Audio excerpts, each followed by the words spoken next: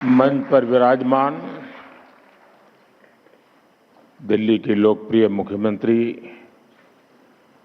श्रीमती रेखा गुप्ता जी, केंद्रीय मंत्री श्रीमती अन्नपूर्णा देवी जी, श्रीमती सावित्री ठाकुर जी, राष्ट्रीय महिला आयोग की चेयरपर्सन श्रीमती विजया रहाटकर जी, यहाँ आप सबके बीच भी कई वरिष्ठ लोग बैठे हैं, सांसद है, विधायक है, हमारे लोकसभा के पूर्व स्पीकर आदरणीय मीरा कुमार जी भी हमारे बीच है।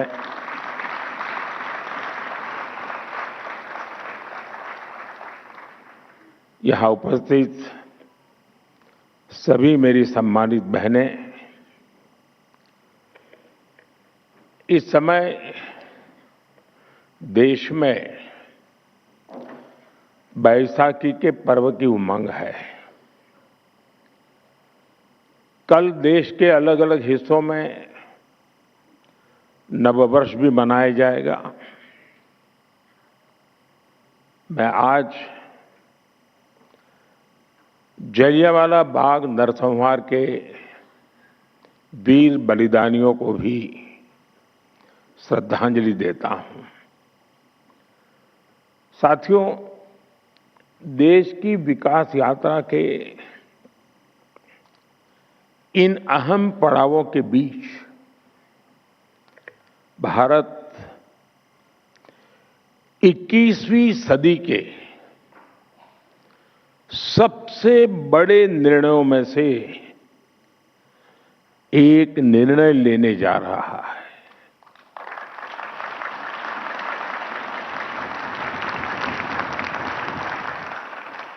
मैं बहुत जिम्मेवारी के साथ कह रहा हूं कि 21वीं सदी के महत्वपूर्ण निर्णयों में से एक महत्वपूर्ण निर्णय ये है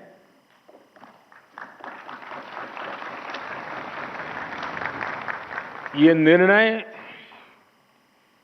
नारी शक्ति को समर्पित है।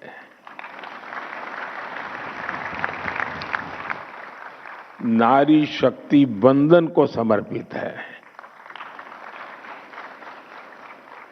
हमारे देश की संसद एक नया इतिहास रचने के करीब है।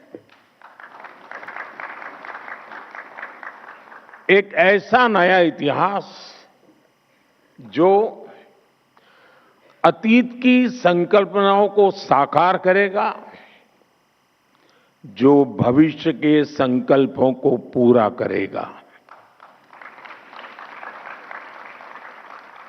एक ऐसे भारत का संकल्प जो समता मूलक हो, जहां सामाजिक न्याय केवल एक नारा न हो, लेकिन हमारी कार्य संस्कृति का, हमारे वर्क कल्चर का, हमारी निर्णय प्रक्रिया का स्वाभाविक हिस्सा हो। साथियों, राज्यों की विधानसभाओं से लेकर देश की संसद तक दशकों की प्रतीक्षा के अंत का समय 16, 17, 18 है।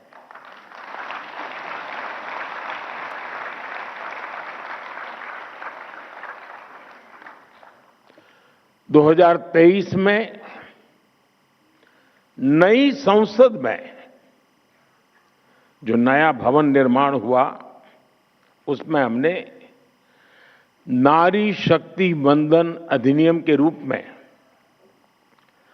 प्रथम कदम उठाया था। वह समय से लागू हो सके, महिलाओं की भागीदारी हमारे लोकतंत्र को मजबूती दे, इसके लिए 16 अप्रैल से संसद के बजट सत्र की विशेष बैठक का आयोजन होने जा रहा है और उसके पहले आज नारी शक्ति वंदन का ये कार्यक्रम, मैं इसके लिए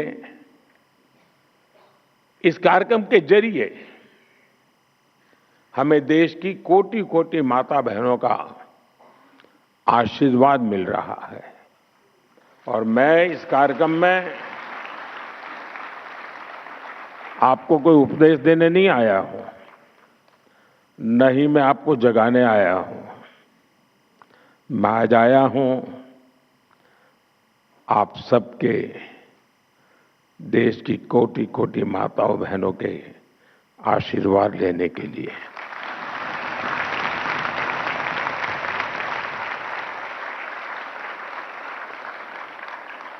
आप सभी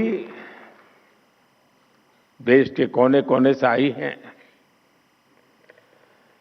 मैं आपकी इस उपस्थिति के लिए, इस महत्वपूर्ण काम के लिए आपने जो समय निकाला है, इसके लिए आपका हृदय से अभिनंदन करता हूं। साथ ही भारत की सभी महिलाओं को एक नए युग के आगमन की बधाई भी देता हूं। साथियों, लोकतांत्रिक संरचना में महिलाओं को आरक्षण देने की जरूरत दशकों से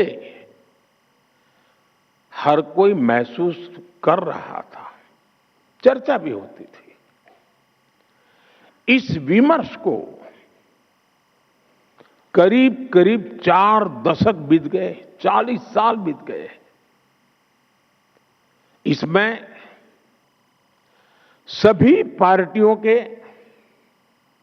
और कितनी ही पीढ़ियों के प्रयास शामिल है। हर दल ने इस विचार को अपने अपने ढंग से आगे बढ़ाया है। 2023 में जब नारी शक्ति वंदन अधिनियम आया था, तब भी सभी दलों ने सर्वसम्मति से इसे पास कराया था।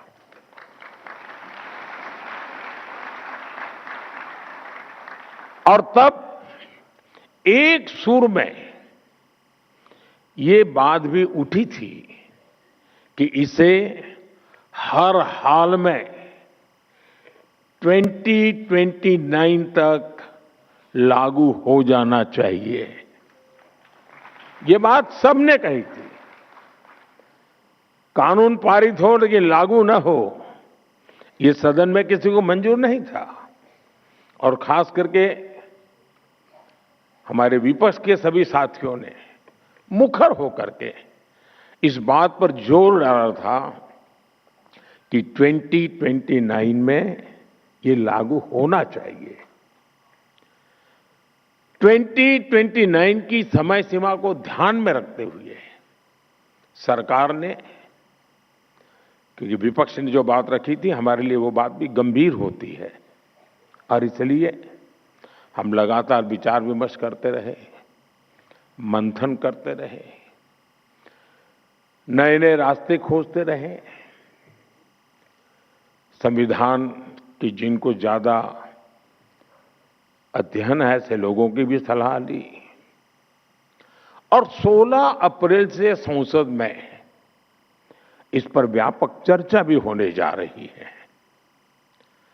साथियों, हमारा प्रयास है और हमारी प्राथमिकता भी है, इस बार भी ये काम संवाद, सहयोग और सहभागिता से हो। और मुझे पूरा विश्वास है कि जिस प्रकार से इस अधिनियम को पारित किया गया था और संसद का सदन का गौरव बढ़ा था। इस बार भी सबके सामूहिक प्रयास से संसद की गरिमा और नई ऊंचाइयों को छुएगी। जदि आपंक आम भिडी भल लगा तेब आम चैनल को लाइक, शेयर और सब्सक्राइब करने को जमा भी भूलु नहीं।